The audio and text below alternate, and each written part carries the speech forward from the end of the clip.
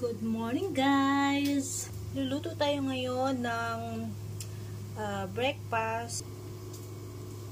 Kanin, hotdog, mixed veggies, garlic. Pababa natin yung garlic. Tayin natin yung hotdog. Frozen pa siya.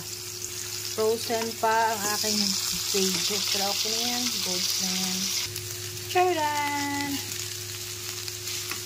Dahil wala yung mga bata, magluluto muna ako ng fried rice para pagdating nila mamaya, kain na lang sila. Dahil nga fried rice to, maglalagay ako ng charan! Kasi natikman ko to last nang gumawa din ako ng fried rice na gusto ko ng mga kids ko, kaya gagawa ko ulit. Charan! Okay na to.